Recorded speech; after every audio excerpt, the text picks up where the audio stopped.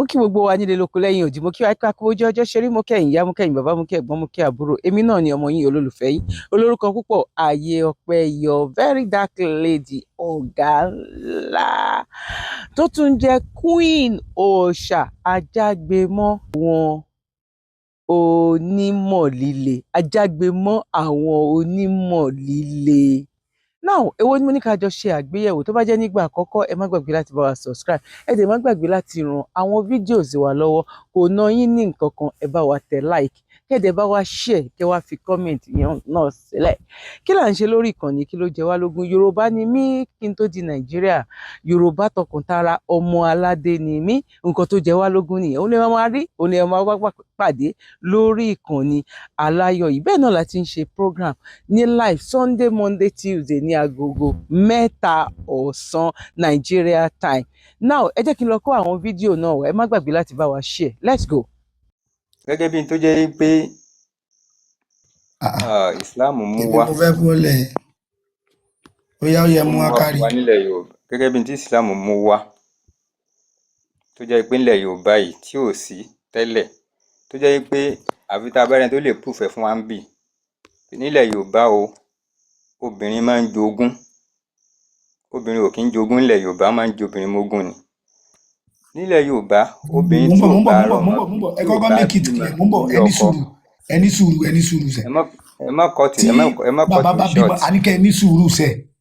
Tí bàbá bá bímọ, tí bàbá yẹn wá kú, obìnrin yẹn ò ní jogún bàbá ẹ̀. Ẹ jẹ́ kí n sọ̀rọ̀. Ohun tó ń béèrè lọ́wọ́ yín nìyẹn. Ní kẹ́ dáhùn. Ìyẹn kọ́ mò ń sọ. Tí bàbá bá bímọ obìnrin yẹn ò ní jogún bàbá ẹ̀. Tí mò ń sọ kọ́ nìyẹn.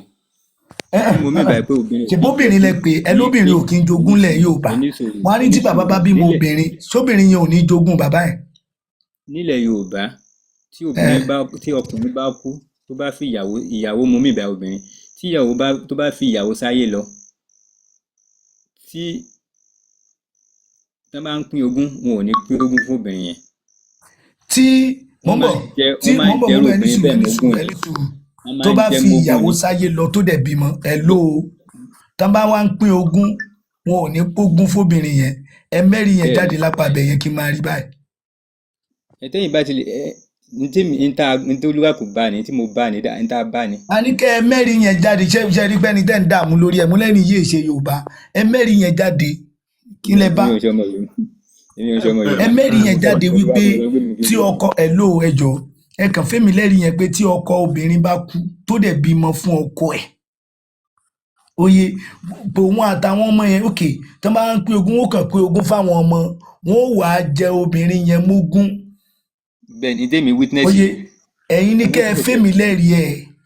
Èmi witness ẹ̀sẹ̀. Nílùú wo ní state wo lẹ ti witness ẹ̀? Ok, mo witness ẹ̀ nílùú wa. Ilé ọ̀dọ̀ yín tẹ́ dákọ̀ ilé ọlọ́ba. Kò ń ṣe ilé ọlọ́ba, kò ń ṣe agboolé wa ló ti ṣẹlẹ̀. Agboolé wo ló ti ṣẹlẹ̀? Agboolé tó nẹ́ẹ̀sì sí wa ni. Kí lorúkọ agboolé yẹn? Ilé Àgbẹ̀dẹ́mọ̀. Àgbẹ̀dẹ́mọ̀, kí ni táìmù sọ? Wọ́n pín ogún lọ́dún wo nìyẹn? Ìgbà táwa kéré nìyẹn. Mo ìwà ń bí mo ìwà primary school gbà yẹn. So ìgbà tẹ́ni yẹn kú, wọ́n sú obìnrin yẹn lópó fún àbúrò ẹ̀ tó kú. So irú obìnrin yẹn ní according to Yorùbá belief, kí ni wọ́n ń pè ní iṣu opó? Ṣé kọ́kọ́ ṣàlàyé iṣu ni lópó tẹ́ bá jọ ọmọ ọkọ ilẹ̀ Yorùbá? Iṣu ni lópó náà ni intanṣe jẹ́ pé ìyẹn ni pé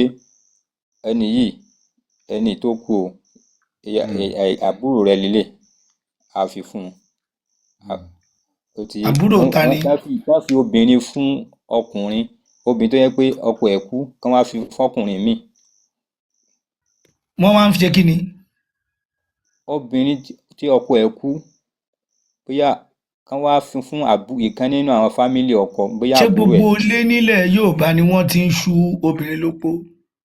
Ṣebí tèmi witness lèmi sọ fún yín. Béèrè tí n bá béèrè ní kẹ́ ẹ dá mi lóhùn.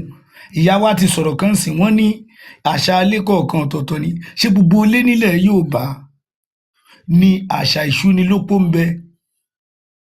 mi mọ̀ bọ́ tèmi mọ̀ ní pé hello Yorùbá ò sá nílé Yorùbá tiyín tóbìnrin bá kú nílé Yorùbá tọ̀dọ̀ tiyín wọ́n máa ń ṣúyàn lópó ń bẹ. mo ti sọ bí mo ṣe witness ẹ̀ fún yín so ẹ ní láti ẹ má máa bí mi léèrè dájọ́ àwọn lé onílé nílé tiyín mo ṣàṣùọ pé ẹni tó máa ṣaláìsí tó máa fìyàwó lẹ̀ máa wà nílé tọ̀dọ̀ tiyín tẹ́ ẹ fi dàgbà báyìí ṣé ẹ lè dárúkọ èèyàn méjì tí wọ́n ṣú lópó ń bẹ. ní agboolé tiwa so àwọn tó kú tó jẹ́ pé àwọn tó kú tèmi witness tí mo witness àwọn àgbàlagbà ló sábà wà ń bẹ̀ so àgbàlagbà ewu ṣàgbàlagbà obìnrin. àwọn àgbàlagbà tán ti darúgbó náà wà ń bẹ̀ ni náà wà ń bo. àwọn àgbàlagbà tán ó darúgbó náà kú ńgbà yẹn ṣẹ́ tí mo witness bọ̀ tí mo ṣe ọ̀dọ́ ni. mò ń bọ̀ dá àrà ìṣúnilópó rí nù ràn yín kò ṣojú yín. mi witness yẹn. mi witness yẹn. ok nígbà tẹ́ ẹ wá ní witness ẹ̀ yẹn oyè ẹ wá ní sùúrù títí tíṣẹ̀lẹ̀ yẹn á fi ṣojú yín pé ẹ̀gbọ́n bọ̀dá mi kan báyìí tí wọ́n ṣaláìsí àbúrò wọn báyìí ni wọ́n fún ṣòye a kì í nawọ́ gbà sílé onílé èèwọ̀ ni torí ilé yín ló mọ̀ ò mọ̀lé onílé in tó wà ní yàrá rẹ ló mọ̀ ò mọ̀ kí ló wà ní yàrá oníyàrá in tí ń bẹ lápò rẹ ló mọ̀ ò mọ̀ kí ló wà lápò ẹlòmíì. ọ̀tọ̀ ni right but evidence kankan. ó yẹ mẹ́lẹ́ẹ̀kejì wá fún wa ẹjọ́. evidence kankan pé Yorùbá máa ń. ẹjọ́ bàbá mi ẹjọ́ torí tọlọ́run ṣé mo gbọ́ ilẹ̀ mú claim lọ́wọ́ báyìí ọwọ́ mi kọ́ lẹ tún ti máa béèrè evidence so ẹ mú claim yín lọ alákọ̀ọ́kọ́ nìyẹn kí lẹ lẹ́ẹ̀kejì. ẹlẹ́ẹ̀kejì òun náà ni pé Yorùbá máa ń sọ yí pé ìka tí ó bá ṣẹ̀ ló bá gé so ní tí Islam mú wá lára nǹkan tí Islam mú wá fún ní Islam mú egalitarian society tó jẹ́ pé justice ó mú wá fún wa. nínú nǹkan tó jẹ́ pé ìka tó bá ṣẹ̀ ló bá ń gé kí ni ìtumọ̀ ẹ̀. tó bá dáràn oníkíni kí wọ́n fìyà jẹ. ẹni tó bá dáràn ni kí wọ́n mú lẹ́lẹ́ṣẹ̀ kí wá ní Islam mú wá tiẹ̀. òun náà mo fi mú ìwé yẹn wá òun náà mo fi mú ìwé. mo ń bọ̀ ẹ ní àwọn bàbá wa máa ń sọ pé ìka tó bá ṣẹ̀ ló bá gé mo á béèrè kí ni ìtumọ̀ ẹ̀ ẹ ní ẹni tó bá ṣẹ̀ ni kí wọ́n mú lẹ́lẹ́ṣẹ̀ kádẹ̀ bá wí mo wá ní kí ni Islam mú wá tó yàtọ̀ sí tá a ní. nílẹ̀ Yorùbá a ní upper class and lower class. a ní upper class and lower class people. bíi ti báwo. òun náà ni wípé àwọn tó jẹ́ pé wọ́n jẹ́ upper class òun náà ni àwọn tó bá jẹ́ kí wọ́n jẹ́ bọ̀rọ̀kìnní láwùjọ àwọn tó jólówó láwùjọ àwọn tí ò ní nǹkan kan wọ́n máa ń fọwọ́ rẹ́ wọn wọ́n máa ń yàn wọ́n jẹ. wọ́n máa ń yàn wọ́n jẹ mo ń bọ̀ nílùú wo nílẹ̀ bí o. gbogbo àwọn ṣé bá ń bèèrè pé nílùú ṣé gbogbo wa ṣé àwa máa rí ni. mo ń bọ̀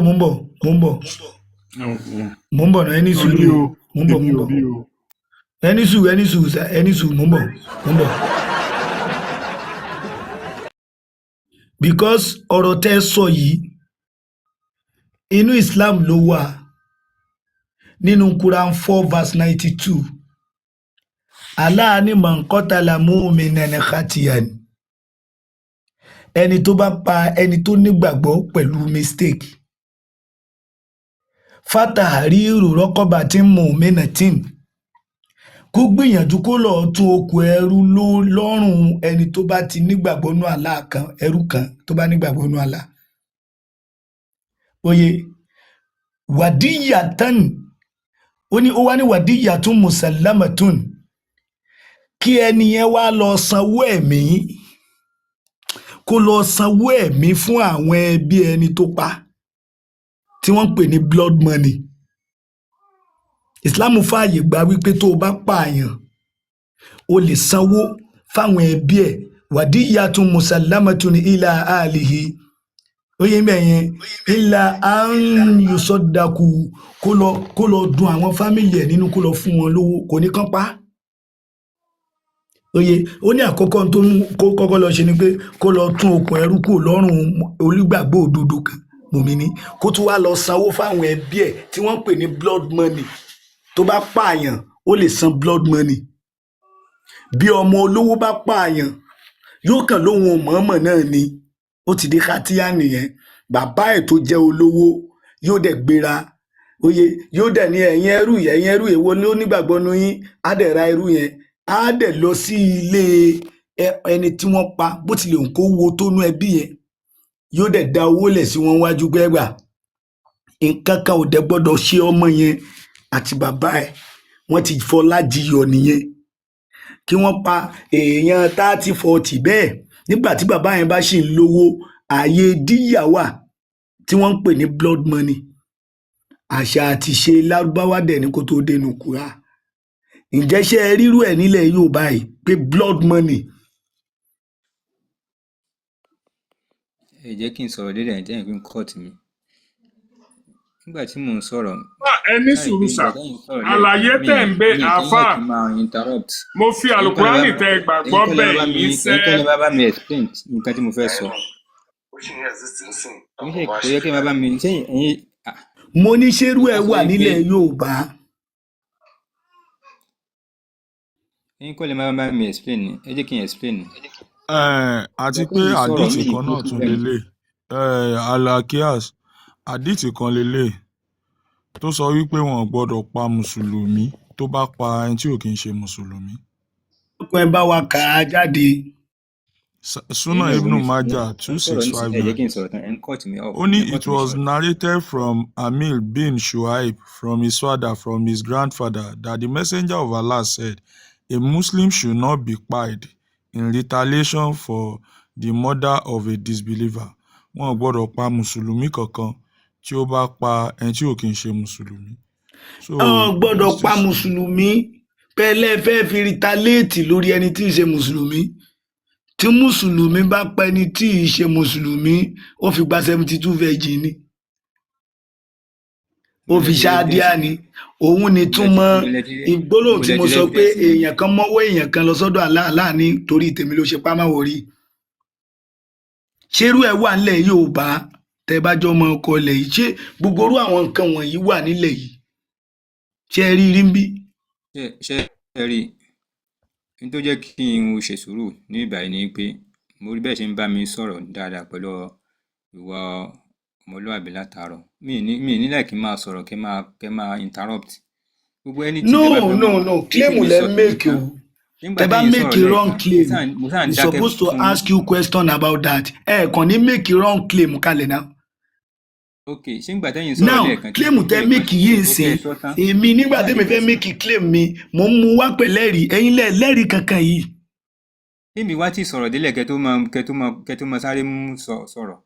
ok nígbà tẹ́mi fẹ́ sọ̀rọ̀ tèmi tá máa ṣe ni nígbà tẹ́mi fẹ́ sọ̀rọ̀ tọ̀dọ̀ mi ẹ rí i pé mò ń gbé ẹ̀rí jáde báyìí ni mo fi ń sọ ó yá tẹ́yìn náà bá fẹ́ sọ̀rọ̀ látòrí ẹlẹ́ẹ̀kẹta yìí ẹ máa sọ tòun tẹ̀rí ẹ̀ lẹ́sẹ̀kẹsẹ̀ kó má kàn jẹ́ pé ẹ kàn máa sọ lẹ́nu lásán.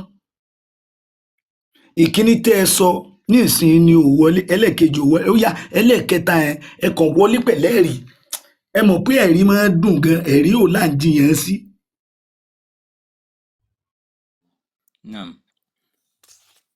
lára àwọn nǹkan tí Islam mú wá tó jẹ́ pé ó ń ṣe gbogbo aláyé lóore ó ní pé Islam contribute sí science and civilization.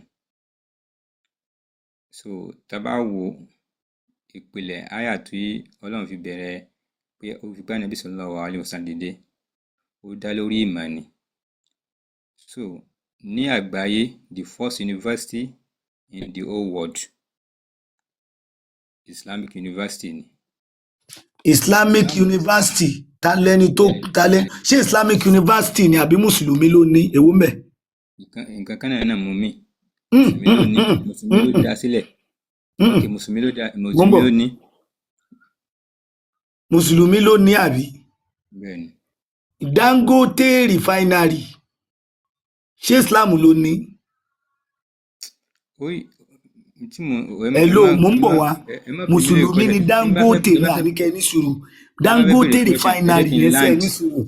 Mo ní ẹni sùúrù sẹ́ Dangote refinery mùsùlùmí lẹni tó ní, ṣé Islam ló ní?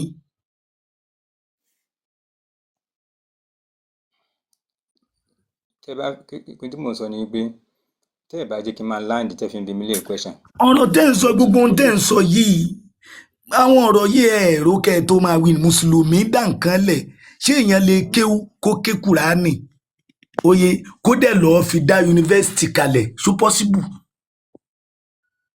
Ó possible.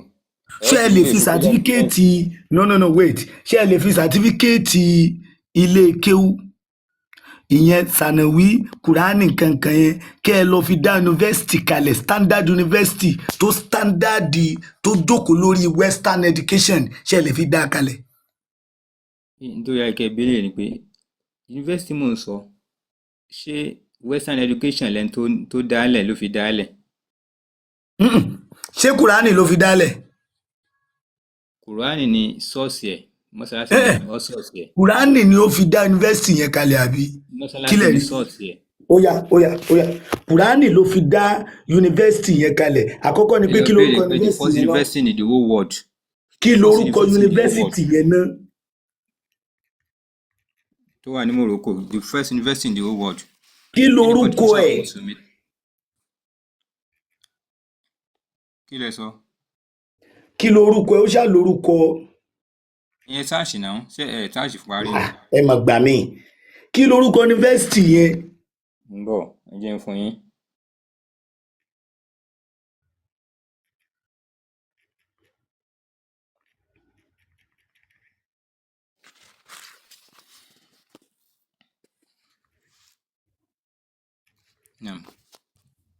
Kọ̀rọ̀wọ́yìn University tó wà ní Morocco. Kọ̀rọ̀wọ́yìn University.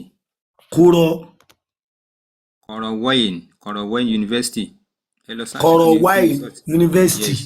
Yes. Ẹ ti ṣe mistake o. Kọ̀rọ̀wọ́yìn nìkan o.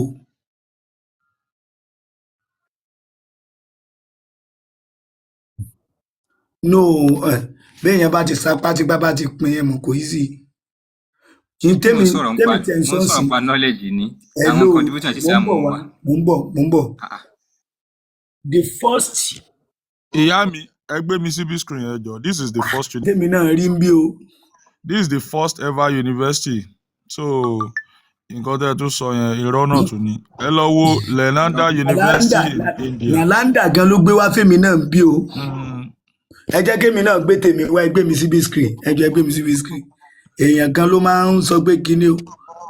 Ẹ jẹ́ gbé mi síbí screen.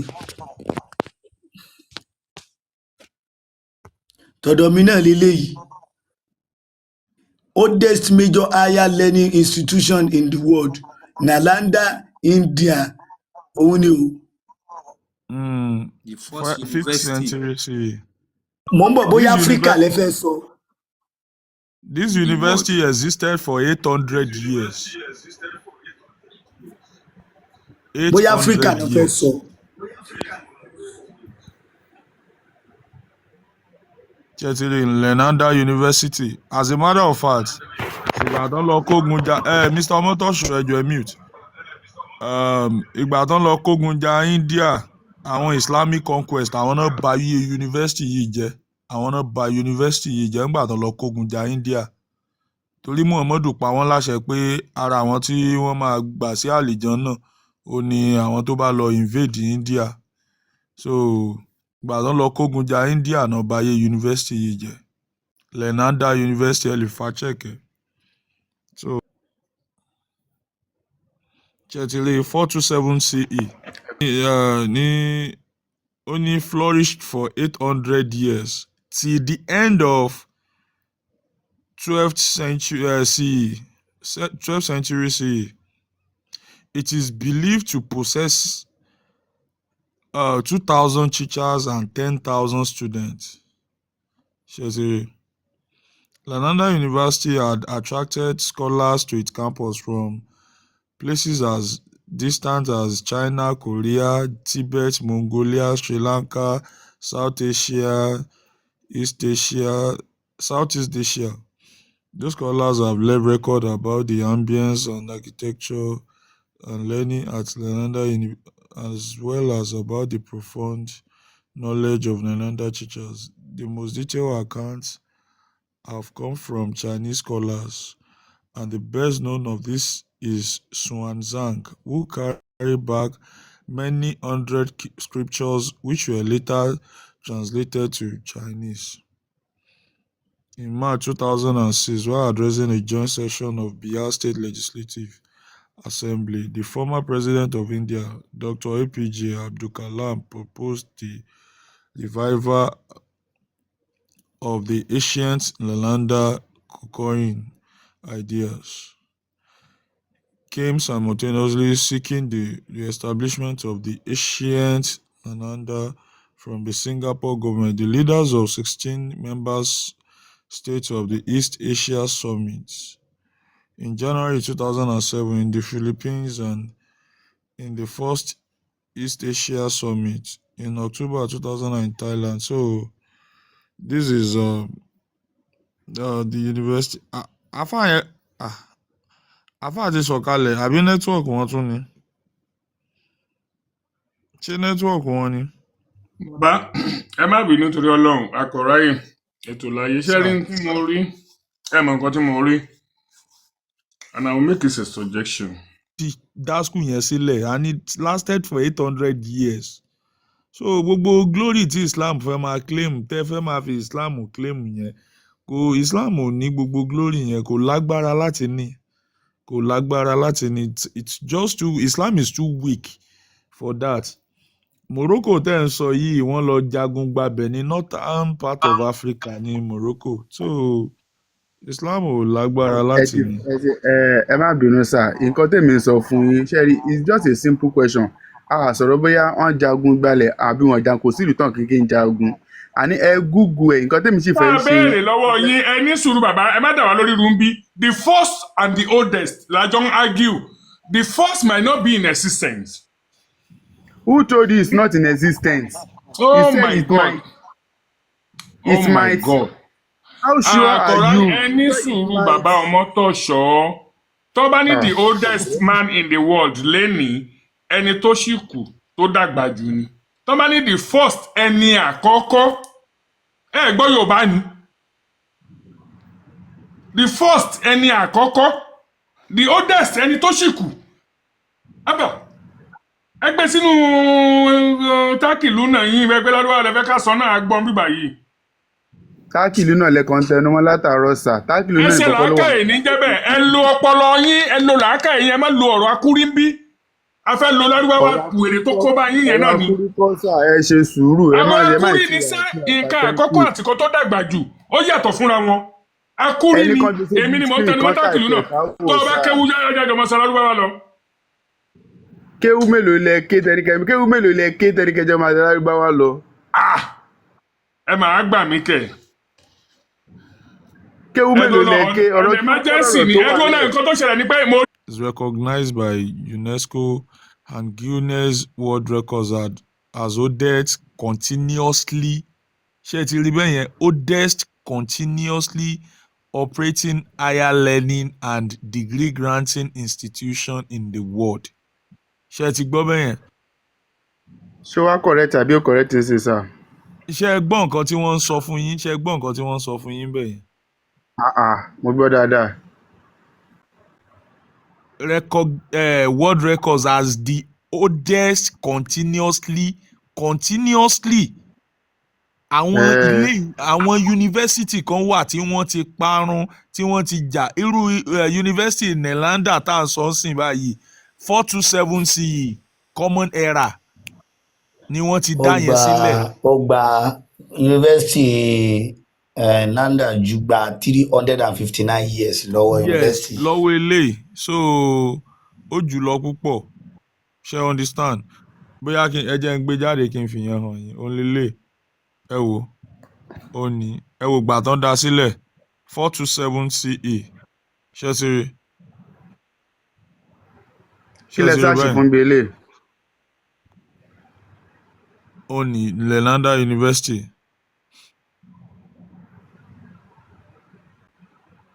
nǹkan tẹ sáàṣì fún Nalanda University. Nalanda University. ẹ jọ gbé mi sí big screen náà jọ ẹ má bínú.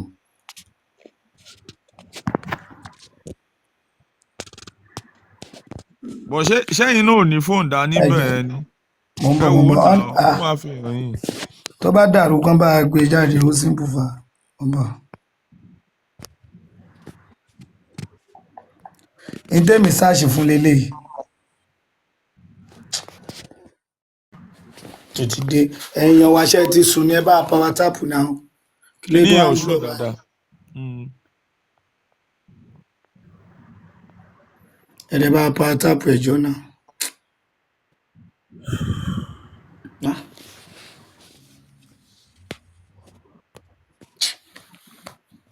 kí ló tó ń blow up báyìí náà.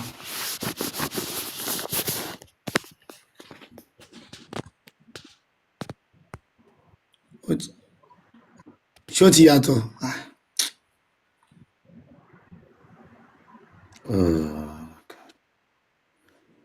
a kò ráyè. kò tí ì yàtọ̀ ó sì. tó bá jẹ́ pé ọ̀dọ̀ tí ń clear ẹ máa gbọ́ ẹ kàn sáàṣì the first university in the world.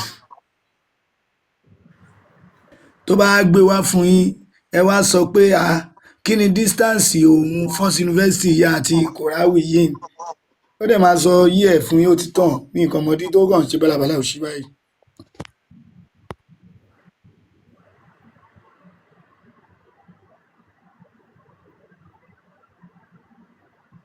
bẹ́ẹ̀ náà kílèmù ni gbogbo nǹkan Islam láyé kílèmù ni ìyẹn ò yẹ kó jẹ́ tuntun fún anybody tí Islam bá sọ nǹkan kan kílèmù ni ó dàbí pé ó ti yàtọ̀ báyìí ẹgbẹ́ mi sí rí screen báyìí bí mo yẹn wálẹ̀ ẹ̀kan yẹn ló fà báyìí pé ó ti yàtọ̀ báyìí wọn kó má tún ṣe wéré o. mo ń bọ̀ ohun lélẹ́yìí the first university in the world àkọ́kọ́ university ní gbogbo ayé oye only if you want one name based on earliest major institution of organized higher learning university called university kódà tí wọ́n kọ́kọ́ pè ní university gan oye òun náà ní Nalanda University ní India.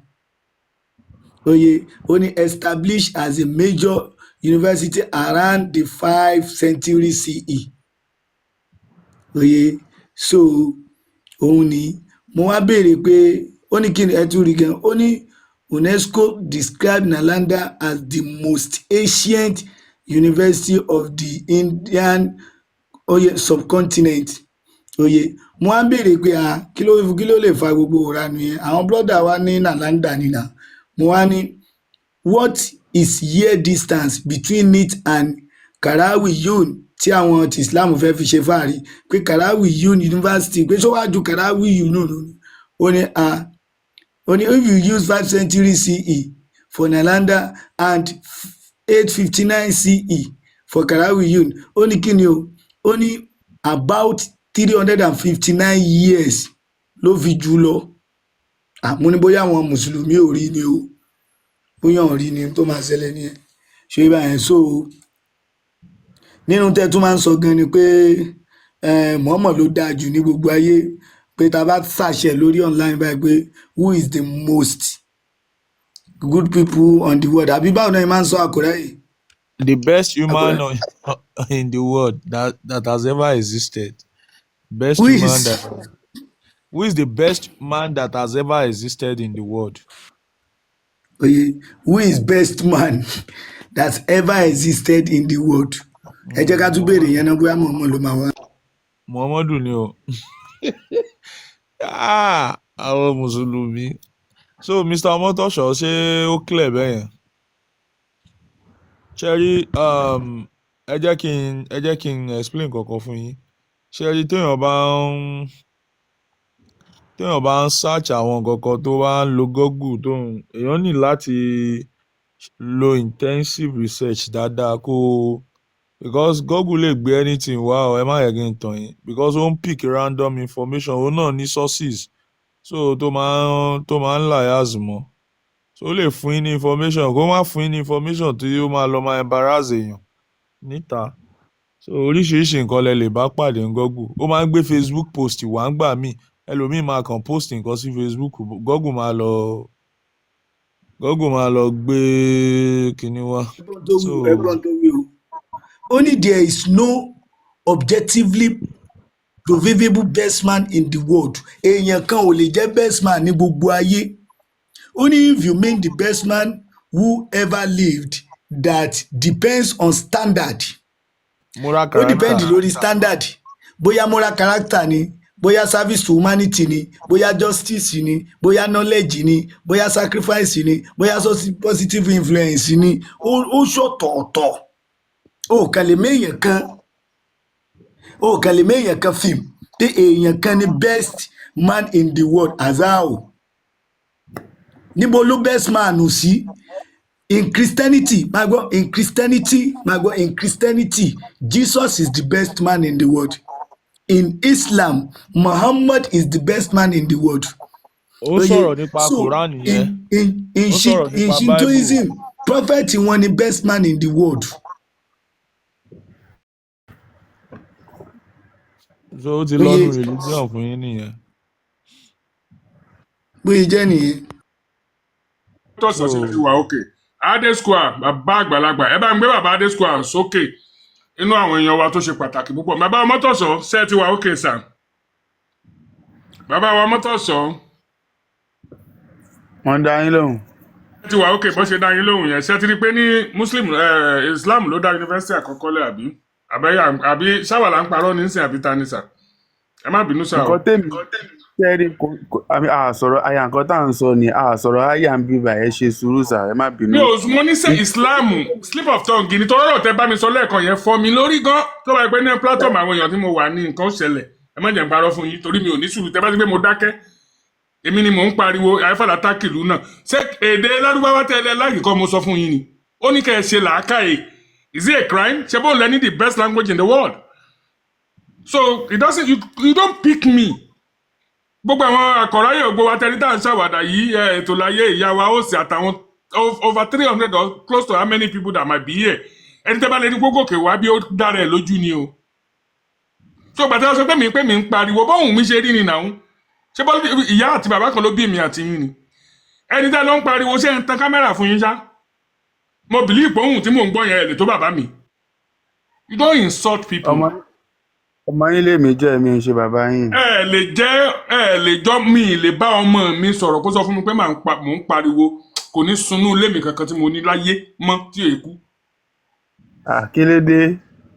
ọmọ mi ò ń pé mò ń pariwo èmi ò ní bírú ọmọ bẹ́ẹ̀ láyé ẹ lè jọmọ mi minus yẹn kúrò ṣé ẹ ti wà satisfied sí pé ní yunifásitì yẹn kọ́ ni the first.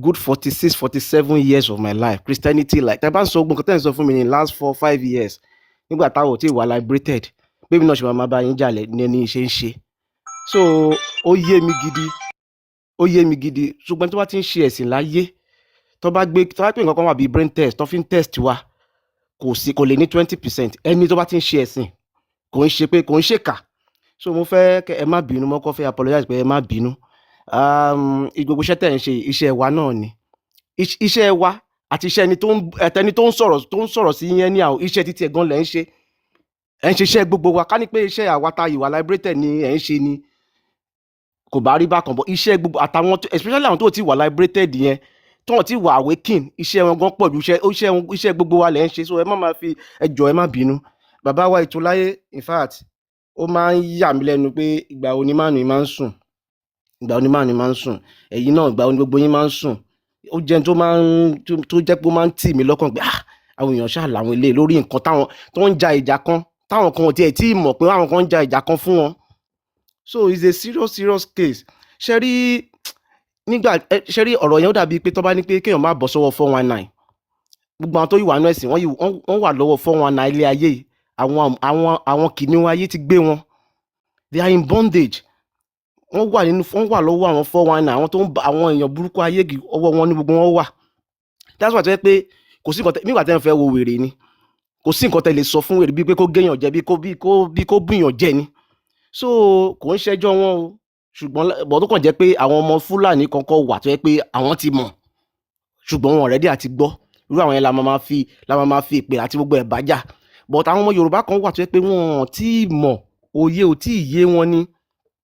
ṣé rí nígbà tèmi wà ní kékeré ibi tí ìtanijí tèmi ti bẹ̀rẹ̀ lélẹ́yìí mo sọ nígbà tí ní kékeré mo sọ pé mo wà lucky láti bá grandmother ìyá tó bí bàbá mi láyé. so nígbà tí bàbá wa ń gbé wa sínú Christianity ẹ mọ̀ àwọn Christianity Ògbómọ̀ṣọ́ yẹn Baptist ni wá. ìgbà tí bàbá wa mú tí dáàdì mi mú kínní seriously gan ìyá yẹn á pè mí sẹ́yìn a ní Ọlákànmí ni mo sọ bàbá rẹ omi ìmọ̀ tó ti sọra rẹ̀ ní Sàámú o ẹ má jẹ́ kó báyé yín jẹ́ bó ṣe fẹ́ báyé ara rẹ̀ jẹ́ o ológbòjò ní bàbá yín o ológbòjò ní bàbá yín o mi ò mọ Jésù rí o Jésù ló fi báyé yín jẹ́ o ó máa báyé ara ẹ̀ jẹ́ wàrí kò ní rí ṣe dáadáa láyé o. ní tòótọ́ ohun tí mo sọ lórí ètò yìí ní tòótọ́ mi ní purọ́ fún yín gbogbo ohun tá a jẹ́ láyé gbogbo bá ṣe lọ school bá ṣe charity ìyá mi ni torí ìyá mi ló yí orúkọ jẹ tó ń jẹ́ orúkọ Yorùbá kò gbórúkọ but my daddy took it seriously upon his head gbé Sàámú lórí pé dandan ká lọ church àfi kó náà wá màmá mi má jẹ́ kó báyé rẹ jẹ́ o ológbòjò ní bàbá rẹ o má jẹ́ kó báyé rẹ jẹ́ kó tó lọ bí kankan fún akíwá ọmọ kan dún ọlọ́ya ọmọ ojú rẹ̀ jọ tọ́ya ká gbé ọfọ́ ya ojú rẹ̀ jọ sọ̀sà ká gbé ẹfọ́sà lọ wẹ̀ ojú rẹ̀ dojú àmúṣe á fi ọ̀rọ̀ pé omi ní o ẹ máa fomi wẹ̀ gbà tí bá fẹ́ lọ gbá bọ́ọ̀ torí mo mọ bọ́ọ̀ gbá bá fẹ́ lọ gbá bọ́ọ̀ competition àmọ́ ní pé wàá wẹ̀ kó tó lọ gbá bọ́ọ̀ ni o má ní màmá èèyàn ń wẹ̀ kéèyàn tó lọ gbá bọ́ọ̀ o gbúdọ̀ fomi sára o gbúdọ̀ fomi sára o gbúdọ̀ wẹ̀ wọ̀nyí ó máa tì ẹ́ lẹ́yìn ni o ó máa tì ẹ́ lẹ́yìn ni o and I did máa lọ wẹ̀ lóòótọ́ láàárọ̀ kùtù tá a fẹ́ lọ gbá máa lọ wẹ̀. So there are some power in all this Yorùbá thing tá a ti gbé dànù òun ló ń báyé many people jẹ́ máa lọ bomi sára máa lọ wẹ̀ níwẹ̀ pé mo fẹ́ lọ gbá bọ̀ láàárọ̀ tí bá dẹ̀ dórí fíìdì yẹn ó máa yàtọ̀ ọjọ́ tí mo wẹ̀ mo wá rí yàtọ̀ sí ọjọ́ tí mo wẹ̀ lóòótọ́ and I'm telling you the real life story. So ó jẹ́ tó dùn mí lọ́kàn pé Yorùbá a ti sọ ìpínlẹ̀ wa nù and bàbá tí a bá fẹ́ ṣe birthday mo dán nǹkan méjì wò kíní tree top ta fi ń ṣe birthday kíní yẹn máa dà sómi bóyá ó lè di púpọ̀ torí wọ́n ní Jésù sómi ìdọ̀tí wine máa gbóyè lè di púpọ̀ òní kúrò níbi tó wà ìyá grandmother mi wá bá mi tójò bá fẹ́ ṣú díẹ̀ mọ́nà òjò fẹ́ rọ̀ ikọ̀ ọkọ̀ tó rà máa ń ṣe birthday gan òjò fẹ́ rọ̀ á ní olóògbòjò bàbá rẹ ni kíní ni ó wá kí ọ ni kò ní ṣe nǹkan kan fún ẹ ó wá kí ọ ni kò lè dá pátì rẹ rù kò lè dá ní tó bá and she kept on saying it mo dẹ̀ ń rí fact nínú àwọn nǹkan tí ìyá yìí sọ pé ẹni yìí ń sọ fact ṣùgbọ́n dáàdì mi máa ṣọ́ọ̀tì wọn ni pé má dáhùn lóhùn ẹ̀sìn burúkú náà ṣe o má dáhùn lóhùn eégún náà ń gbé o kíní kan náà ń gbé o má dáhùn lóhùn Jésù ní kíní kan. You see bá ṣe ń dàgbà gbà tí grandmother mi yẹn kú gbogbo knowledge yẹn ò kúrò lórí mi ó wà níbi kan wà ní one part of my brain ó dúró síbẹ̀ pé but dáàdì mi demonize grandmother mi yẹn gan pé èèyàn burúkú ni mo ti sọ fún wọn kó fẹ̀sìn burúkú lẹ̀ kó máa tẹ̀lé wa lọ church o ó demonize wọn gan. But grandmother yẹn kept telling me pé má jẹ́ káyé rẹ bàjẹ́ bí ayé bàbá rẹ̀ fẹ́ báyé ara rẹ̀ jẹ́ má gbẹ̀sìn àjèjì lórí o. So nígbà tí èmi dàgbà mo ìgbé Christianity yẹn lórí for several years lóòótọ́ tẹ́ pé mi náà à ń preach kiri tá dẹ̀ ń purọ́ fáwọn èèyàn pé Ọlọ́run wí pé nígbà tó Ọlọ́run ò sọ we went to many places láti sọ pé àárọ̀ Ọlọ́run lánàá kíní kan yọ sí wa but another place tí mo tún ti jí ni pé nígbà tá à ń ṣe kíní ní Baptist convention this Bowen stuff àwa la máa dáwó as a royal ambassador member tí mo ṣe royal ambassador mẹ́rin kí ni adáwó wọ́n sọ fún wa pé tẹ́ bá ti dàgbà ibẹ̀ lẹ́ máa lọ church àwọn ọmọ yín máa ṣe kíní but when I grew up mo rí pé tí n bá lówó tí n bá bá irú ìyá bàbá mi yẹn láyé tó fi gbogbo ọ̀nà hàn mi torí gbogbo nǹkan tí mo fi dàgbà náà I won't lie to you mi ò ṣe kíní bọ̀ mo stop láti máa tẹ̀lé àwọn kankan tó ti sọ fún mi mo fẹ́ gba contract bá fẹ́ ṣe anything mo fẹ́ lọ fún American interview mo fẹ́ lọ fún British kìíní pé a fẹ́ lọ just for vacation tí mo lọ màá kọ́ lọ ní ayé ìgbà tí mo kọ́ bẹ̀rẹ̀ sí ní gba visa màá kọ́ lọ make sure pé mo wẹ̀ dáadáa mo ṣe gbà because gbogbo nǹkan tó ti sọ fún mi ọ̀pọ̀lọpọ̀ ìyá yẹn ó jẹ́ kí ó ring ní part of my head so gbogbo nǹkan tí mo dì láyé because mi ò kéré nú ayé gbogbo nǹkan tí mo dì láyé yìí iṣẹ́ I always give it back to my grandmother tí mo bá láyé because ó jẹ́ kí n mọ̀ pé Jésù yẹn ò lè ṣe nǹkan kan can't do jack shit n tó lè ṣe nǹkan ni pé kí n tẹ̀lé àwọn ìlànà kan tó ń fi ṣẹ̀ṣẹ̀ dá ẹ because n tó sọ fún mi mo kàn sọ pé tó bá wà kó máa kó sí àwọn èèyàn kì í fẹ́ gbóòótọ́ ọ̀rọ̀ if Orúláwà inú mi dùn pé ìyá bí ọ̀dà room ló wà kò lè gbọ́n tí mò ń sọ òun fúnra rẹ̀ gan mo ṣàlàyé fún pé báyìí and that's why I told my children mo sọ fún wọn pé Jésù is calm when I started telling them wọ́n sọ pé daddy when mo ní yes mo ṣàlàyé fún wọn mo ní Jésù is calm o ẹ ṣe báyìí o níjọ́ kan ọmọ mi fẹ́ lọ ṣe exam ìyá ẹ gbé bírò ó bẹ̀rẹ̀ sí ń gbàdúrà sí àgbà àwọn this what does not exist àbí kí náà ṣe ó gbàdúrà ó jù síbi kan èmi ò dẹ̀ ń gbọ́mọ yẹn lọ school láàárọ̀ ọjọ́ yẹn pé kí n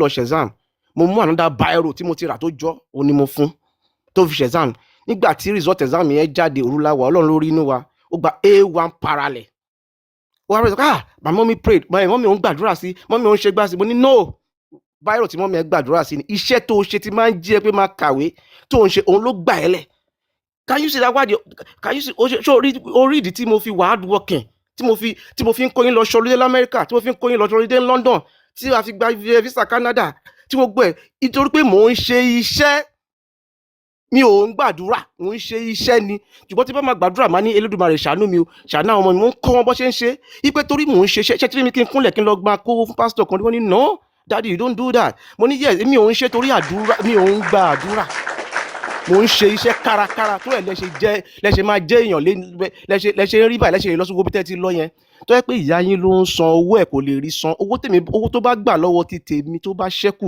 ló ń kó fáwọn àwọn kìnìún ayé torí ojú ẹ̀ ò tí ì là gbogbo kìnìún dẹ̀ ó máa ń affect mind ọkùnrin sóbìnrin I will tell you for free kò ń ṣe tí mo lè purọ́ fún mo pàdé obìnrin níta tí ẹ pé mo kàn láì mo ń tọ́jú ẹ̀ mo ń ṣe everything torí pé ó rí nǹkan tèmi rí ó dẹ̀ rí ibi tí mò ń lọ pé kinní kan kìláàdì wa kinní kan báyìí ni wọn ò fẹ́ rí kinní bẹ́ẹ̀ gbogbo nǹkan tó jẹ́ báíbù nínú ilé ẹ̀ torí nígbà kan ọ̀dọ̀ Oyèdépọ̀ àbí kinní kan ló lóun há sí tóun bá ṣiṣẹ́ ọmọ ọlọ́mọ tí ò gbàjú bí èlò ló ń gbà lọ wọ́n ní dandan kó san 1/10 of her money 10 nígbà tí mo wọnú ayé ẹ̀ gbogbo ẹ̀ ló jó lójú mi ó dẹ̀ jẹ́ kí n like ẹ̀ torí pé n tí mo rí ó rí like pé a jọ ń lọ bì kan náà that's why nǹkan tí mo ṣe máa ń sọ nìyẹn pé àwọn tó bá ti wà nínú ẹ̀sìn wọn ò lè lọ́pọlọ a ti ṣe rí ni àwọn tí ò tí ì ṣe rí tó bá ń ṣàlàyé fún wọn ò ní gbọ́ practically we have done it a ti wà nú ẹ̀ ayé wa ti bàjẹ́ rí tó wáyé pé kò ṣe pé Ọlọ́run Elédùmarè tó fi àwọn kan ọ̀nà kan èmi láti gbà kan fine ibi tí mo wà kò fún mi láyè láti sọ pé mo ń ṣe kinní o but I'm passionate about it I love them because ìjà ara wọn kọ́ ló ń jà irú bàbá Kèyó tó ń bínú sí kò ń ṣe wọn ò bínú torí ara wọn ò bínú torí pé nǹkan kan ṣẹlẹ̀ sí wọn wọ́n bínú pé ẹnìkan tẹ. ẹ bá sọ̀rọ̀ yín lọ bàbá mi. I wasted my years inú Islam náà bí mi ti pàápàá jùlọ ìyá mi tó rọ́ máa fà ní ìyá mi so ó gbẹ́sìn yẹn sórí gan tí n bá lọ lè kéwú ìyá ni mo lọ lè kéwú I belong to an organization called Jafariya. And I was even an athakir akọrin ni mí nígbà yẹn advice ni mo fẹ́ fún gbogbo ọmọ Yorùbá pátá then mo fẹ́ appreciate àwọn bàbá wa Ètòláyé MS Baba and everybody contributing to this liberation iṣẹ́ ńlá ni wọ́n ń ṣe. The deeper I go, the embarrassed I feel for the years I wasted being a Muslim. Because at the end of the day, being a Yoruba, as a Yoruba, mi ò rò pé we have any business being a Muslim or a Christian. If you are a Yoruba, any business kankan being a Muslim or a Christian. Kọ́lọ́n jẹ́ kí gbogbo ọmọ Yorùbá kétí wa ó là kọ́lọ́n jẹ́ kí orí wa kó pé kọ́lọ́n jẹ́ kí iye wa ó ṣí pé àwọn ẹ̀sìn orí burúkú tá a gbà láyé yìí wọ́n fi wá balẹ̀ ayé wa jẹ́ ni. Adáyé wá bá àwọn ẹ̀sìn yìí ni a gbàgbé pé ó ní nǹkan kan tá a gbé wá lé ayé as a Yorùbá. Ẹ̀jẹ̀ àwọn alálẹ̀ wa ló ń ràn nínú vein wa kò ń ṣe Jésù kò kì í ṣe Allah. Èmi tí mo ń bá yín sọ̀rọ̀ yìí mo ní identity kan láti ilé bàbá mi bàbá mi though mi really dàgbà pẹ̀lú wọn because life happened to him as early as possible kí n tó dàgbà ó ti sá kúrò nílé due to financial problem. But with as I grow up mo máa ń notice nǹkan kan pa ara mi, mo lẹ́bùn àlá, oríṣiríṣi nǹkan pa mi. So growing up as time goes on mo padà wádìí ara mi, mo rí wípé Ògún lákàyọ̀ ṣe mọ́lẹ̀, Ògún máa ń show up fún mi tí mo dẹ̀ máa ń deny ẹ̀. Ògún ó máa ń show up fún mi tí mo dẹ̀ máa ń deny. Àìmọye accident ni mo ti escape tí mi ò dẹ̀ mọ̀ pé ọmọlé ológun ni mi, torí kékeré ni mo ti kúrò nílé ni mo ti wà ń gbòòrò. Mi ò mọ̀ pé ọmọlé ológun ni mi mọ̀ pé ogun kankan ti ń exist nínú ìran mi àtọ̀. Ògún máa ń show up fún mi, àìmọye accident ni mo ti escape. So nínú ìwádìí mi nígbà tí life ṣẹlẹ̀ sí mi dé level kan, ni mo padà lọ wádìí ara mi, ni mo rí wípé tọ̀ àwọn tí forefather mi mẹ́rin sẹ́yìn, uncle mi ni mo bèrè history lọ́wọ́ ẹ̀ nígbà tó dé level kan. Forefather mi mẹ́rin sẹ́yìn ọdẹ, àgbẹ̀, babaláwo nǹkan ni wọ́n. Gbogbo àwọn siblings daddy mi pátá tí mi ò gbọ́njú mọ̀, tí mi ò wà around wọn, gbogbo wọn ọdẹ, onímọ́tò. So connection family bàbá mi pẹ̀lú Ògún ó ní agbára gan. So I was just like kí ni èmi yìí wá ń wá pẹ̀lú mọ̀ọ́mọ̀, kí ni mo ń ṣe pẹ̀lú Allah. Èmi ọmọ ọdẹ, èmi àwọn ọmọ babaláwo, èmi àwọn ọmọ eléégún ni most forefather mi bíi mẹ́rin, eléégún, ọdẹ, àgbẹ̀ nǹkan ni wọ́n, tẹ́ pé connection mi pẹ̀lú Ògún ó strong gan. So advice mo fún gbogbo ọmọ Yorùbá ká padà sílé, gẹ́gẹ́ bí bàbá wa MS ṣe máa ń sọ, ní tí wọ́n bá ń ṣe nílé yín òun ni ká máa ṣe. Kò sí nǹkan tí Yorùbá ń wá ń di Mùsùlùmí àbí Christianity. Mo lọ lé kéwú Saturday and Sunday, kò sí nǹkan tí mi ṣe tán nínú ẹ̀sìn Islam, but at the end of the day ojú mi padà là, mo rí pé wasted years ni gbogbo years yẹn. Lọ́wọ́lọ́wọ́ báyìí àwọn alálẹ̀ tèmi lèmi máa ń pour libation sí, Ògún lákàyè ọ̀ṣẹ́mọlẹ̀ lèmi máa ń bọ tó dẹ̀ ń show up fún mi. Oníjẹta yìí ọjọ́ ìṣẹ̀ṣẹ̀dé yìí mo ṣe wà níbi tí wọ́n ti ń ṣẹ̀ṣẹ̀dé tá bọ Ògún, tẹ́ pé ìtẹ́nu tó múnú tèmi dùn lọ́wọ́lọ́wọ́ báyìí. And the funniest thing is tipẹ́ kí n tó di pé mo ti understand ra mi pé mo wà láti lè lóògùn rárá. Tí n bá eventually bára mi nírú circle bẹ́ẹ̀ yẹn, the way I feel ó máa ń yàtọ̀, bẹ́ẹ̀ ni pé mo ti wà níbẹ̀ rí láyé kan tí mo kọ́kọ́ wá. Tí n bá bára mi nínú igbó, mi ò ní parọ́ fún yín, tí n bá bára mi nínú igbó, some of the places I feel all right is tí n bá kàn bára mi nínú igbó bíi farm. Inú mi á máa dádùn bẹ́ẹ̀ ni pé mo wà níbì kan tó wà expensive. Inú igbó, tí n bá wà nínú igbó, inú oko, tèmi ò dẹ̀ mọ̀ wípé ẹ̀jẹ̀ àwọn alálẹ̀ mi kan ló ń ràn nínú vein mi, pé inú igbó làwọn alálẹ̀ tèmi náà ti ń ṣe fàájì, inú igbó ọmọ ọdẹ ni mí, àbọ̀mọ àwọn àgbẹ̀ kan ni mí ò mọ̀. But tí n tó mọ̀ rárá mo ti understand pé tí n bá ti wà nínú igbó báyìí, tí n bá ti rí igbó anything green báyìí, ọkàn mi máa balẹ̀ ṣáá ni. Or eventually tí n bá bára mi níbi ìṣẹ̀ṣe circle, I feel connected like never before, even when I was a Muslim. Tèmi ò mọ̀ pé nǹkan kan ló ń ṣẹlẹ̀ ní bloodline mi, nǹkan kan ló ń ràn nínú vein mi. Bàbá kíkálukú wádìí ara ẹ̀, kíkálukú wa ká wádìí ra ẹ̀. Mo dúpẹ́ lọ́wọ́ everybody, mo dúpẹ́ lọ́wọ́ bàbá wa ètò láyé MS bàbá and everybody contributing to this awakening of a Yoruba people. Kọ́lọ́run gbà fún wa. Káwọn alálẹ̀ kó jẹ́ kí tí gbogbo Yorùbá là, láwọn alálẹ̀ kó jẹ́ kí gbogbo ọmọ Yorùbá tó ti ponú, tí ọpọlọ wọn ti lọ sínú ẹ̀sìn Mùsùlùmí àti Christianity, ké tí wọ́n ó ṣí, kí wọ́n ó padà wálé. Kò jù bẹ́ẹ̀ yẹn lọ sá o. Ẹ ṣé mo dúpẹ́ kú iṣẹ́ o. Ti gba original lọ́wọ́ yín tán ti gbé páńdélé yín lọ́wọ́ ẹ̀. Bẹ́ẹ̀ ṣe ń pe gbogbo àwọn orúkọ tẹ́ ń pè tẹ́yìn tẹ́ sọ pé òun níbi ìsádi yín onígbà òun làwọ̀. Ṣé ìlú túbà ṣó tún ṣe? Ṣé bí ìlú ṣe rí tẹ́lẹ̀ ni? We shall have our forefathers, our great grandparents that are still alive. Àwọn tó ti dàgbà tán lè sọ fún wa bí ìlú ṣe rí. They even have receipts. Ṣé bó ṣe rí tẹ́lẹ̀ ni?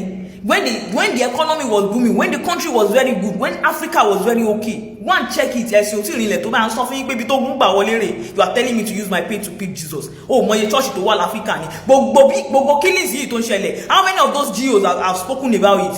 ṣèbí Sunday Igboho ni gbogbo yín tag tó bá mọ̀ pé Sunday Igboho ti ta lé bàbá tiẹ̀, ó ti gbé gbogbo náà bàbá tiẹ̀ fi jagun, ó ti gbé ta, ó ti dà 19 oil lórí bẹ́yìn tó kù ṣe ti yín. ẹ máa rí yàn kan sáájì ni. A sọ fún yín pé ìlú ti tùbà, a sọ fún yín pé ogun ń bọ̀, pé ìtàjẹ̀sílẹ̀ ń bọ̀, wọ́n fẹ́ wá gbalẹ̀ yín. A sọ fún yín why cannot use your pay to pay Jesus? Ṣiṣẹ́ mad. Mọye pastor, ṣé àwọn èèyàn ṣe ń gbọ́n pa Jésù, mọye church tó wà kiri láfíríkà ni. Ẹ báyé àwọn ọ̀dọ́ wẹrẹ tó wà lẹ́jẹ̀. Ẹgbẹ̀sìn títí tí wọ́n gbọ́ pọlọ yín, wọ́n gbé pàǹdẹ́lẹ̀ yín lọ́wọ́. Ṣẹṣẹ́ yìí ò kí ń ronú ni. Ṣé bí ìlú ṣe rí ìlú dá, èyí ò lè sùn, lè jí, lè ṣe kankan. What the fuck is happening? Mo rò pé gbogbo aláti gbọ́, gbogbo aláti wò, ojú wo lẹ fi wò, báwo lẹ ṣe rí sí, ẹ bá wa fílẹ̀ nínú comment section. Ire lójú owó rí, ire gidigba. Bye for now, ó dìgbà.